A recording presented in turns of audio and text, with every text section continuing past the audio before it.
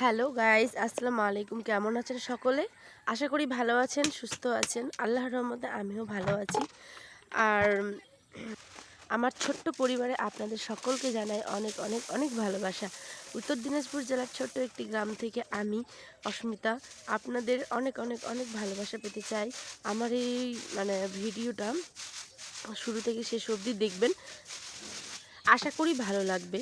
এইটা গতকাল ভিডিওতে আপনারা দেখতেই পাবেন যে আমার বাড়িতে মুড়ি ছিল না, তো তোমাদের দাদাভাই রাত্রেবেলা মুড়ি নিয়ে এসছে। আমি ওই মুড়িটা চালনি দিয়ে ছেলে নিচ্ছি। কেন বলো তো?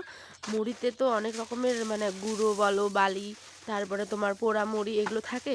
তো সেই জন্য মুড়িটাকে না ছেলে খাওয়ার সময় চেলে যদি তুমি না নাও তাহলে সেক্ষেত্রে মুড়িটা বালি বালি করবে। তো যাই হোক, আমি মুড়িটা চেলে নিচ্ছি। আর সকালবেলা থেকে ব্লগটা শুরু করতে পারিনি, যেহেতু আমার একই ধরনের রান্না ছিল। কাল যেটা করেছিলাম সেটাও আজকেই রান্না করেছি।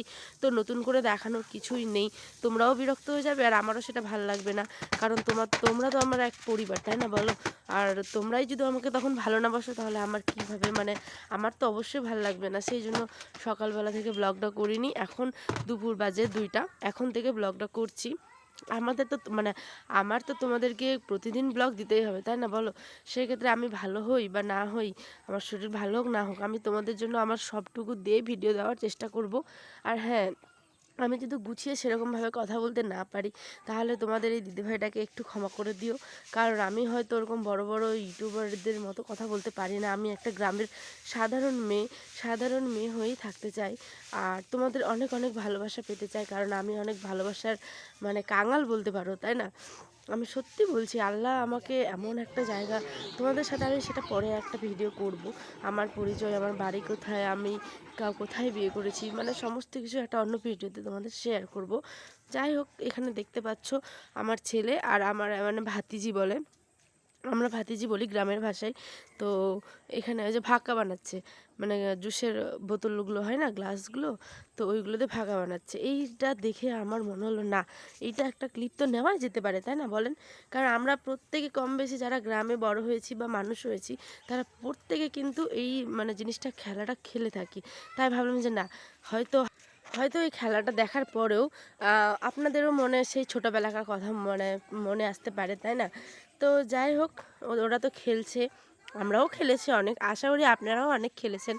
তো এরপর খেলাধুলা করার পর আমার শাশুড়ি মাকে দেখছি যে ওখানে গরুর যে খাওয়ার আর কি কান্ডি কাটছিলেন।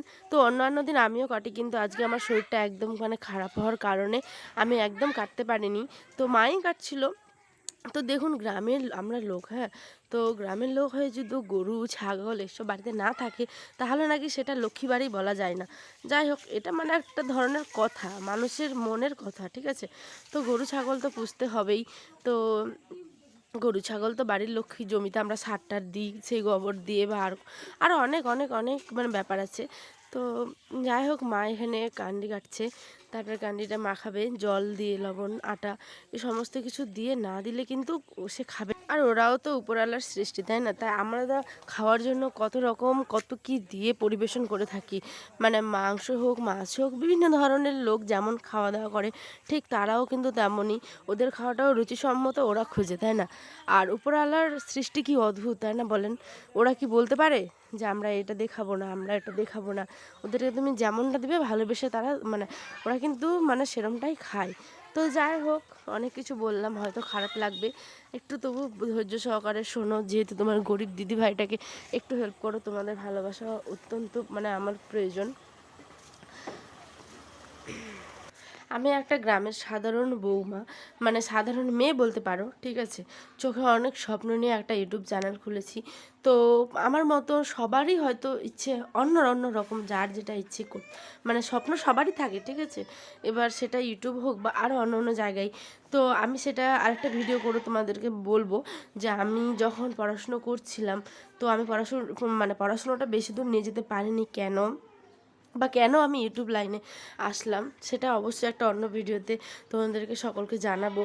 কিন্তু কিন্তু তোমরা যদি আমাকে একটু ভালোবাসা দাও বা একটু সাপোর্ট করো, তাহলে না ভাববে যে একটা মেয়ের স্বপ্ন, সাধারণ মেয়ের একটা স্বপ্ন পূরণ করতে তোমরা সাহায্য করছো। যাই হোক, আমার শাশুড়ি মা তো এদিকে গরুটাকে খাবার দিয়ে দিল, এখানে ওই খাবে এখন নিশ্চিন্তভাবে। আর দেখা যাক কী বলবো, আমি সত্যি বলছি, আমি ভাবনা চিন্তা করেই পাচ্ছি না যে আমি কি বলবো। আমাকে একটা কথা বলতে গেলাম মনে হচ্ছে আমি ঠিক বললাম তো, আমার ভিডিওটা লোক দেখবে তো, মানে এরকমভাবে মনে হচ্ছে, জানি না কেন, আমি বুঝতে পারছি না আমার এটা কেন মনে হচ্ছে যে আমার মানে সবসময় মনে হচ্ছে আমি পারবো তো নিজেকে প্রমাণ করতে, আমি পারবো তো সব সময় নিজেকে সঠিকভাবে মানে সঠিক রাস্তায় নিয়ে যেতে। আমিও চাই জানো, আমিও চাই যে আমি একটা পায়ে দাঁড়াই। আমি সবসময় কেন বড় নির্ভরশীল হয়ে থাকবো, তোমরাই বলো, তাই না? একটা মেয়ে আমার মতো আরও যারা মেয়েরা আছো তাদের প্রত্যেকের উচিত স্বনির্ভর হওয়া, তাই না? যেখানে 10 টাকার জন্য তোমাকে কেউ কোনো কথা বলতে পারবে না, নিজের যদি তুমি রোজগার করো তাহলে সেক্ষেত্রে তোমার একটা আলাদাই শক্তি হবে, তাই না বলো? তোমরা বুঝতেই পারছো যে আমি কি বলতে চাইছি। যাই হোক, অনেক কথা হয়তো বলে ফেললাম, তোমাদের ভালো নাও লাগতে পারে, কিন্তু আমার না অনেক অনেক ইচ্ছে জানো যে আমি নিজের পায়ে দাঁড়াবো। আমি একটা সাধারণ গ্রামের মেয়ে হয়েছি তো কী হয়েছে, আল্লাহ তাআলার কাছে আমি হাজার হাজার হাজার শুক্রিয়া যে আমি একটা মেয়ে, তাই না? মেয়ে দেখে তো কত মানুষের কত রকম কথা তোমরা জানোই।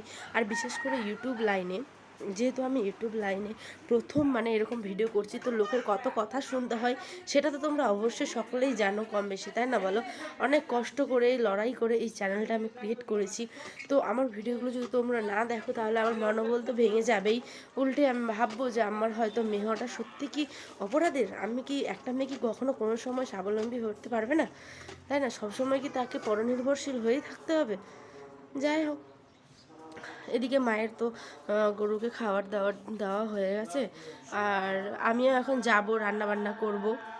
তোমাদের সাথে ভয়েস দিতে দিতে দেখো আমার ছেলে উঠে পড়েছে, তো আমি এখন তাকে খাওয়াবো কি বাবা, খাওয়াবো। তো যাই হোক মানে, হ্যাঁ হ্যাঁ আসছি, তো কিছু মনে করো না। আর এইদিকে দেখো কালু আর সাধু মানে দুটো ছাগল বেশ করে খেলা করছে ওইটাও তোমাদের দেখালাম।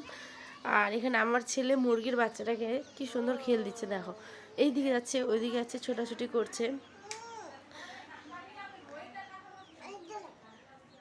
এখানে ওর দাদি আটা দিচ্ছে, কারণ এরা আটা না দিলে তো খায় না। তো যাই হোক, আবার দেখা হবে অন্য একটি ব্লগে। ভালো থেকো সবাই, সুস্থ থেকো, সকলকে ভালো রেখো। আর আমার ব্লগটি অবশ্যই অবশ্যই দেখো, সাবস্ক্রাইব করো চ্যানেলটা। আশা করি তোমাদের ভালো ভালো ভিডিও আগামী দিনে আমি দিতে পারবো উপহার। যাই হোক, আল্লাহ হাফেজ, সকলে ভালো থেকে সুস্থ থেকো।